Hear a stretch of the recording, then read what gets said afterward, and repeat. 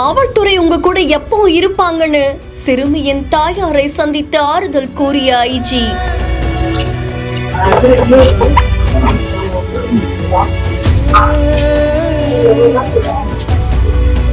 வீட்டுக்கே நேர்ல போய் ஆறுதல் சொல்லியிருக்காங்க.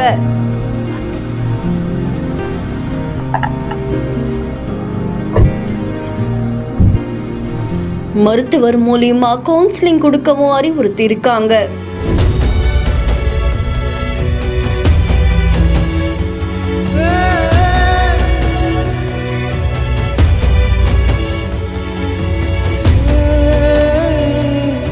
கோவையில 10 வயது சிறுமி கொடூரமான முறையில உயிரிழந்த நிலையில சிறுமியுடைய தாயாரை சந்தித்து ஐஜி ரம்யா பாரதி அவர்கள் ஆறுதல் கூறியிருக்காங்க. உறவினர் வீட்டுல தங்கி இருக்கக்கூடிய சிறுமியுடைய தாயாரை சந்திச்சு காவல்துறை உங்க கூட எப்போ இருக்காங்க, கவலைப்படாதீங்க, உங்க கூட நாங்க துணையா இருப்போம் அப்படின்னு பேசி இருக்காங்க.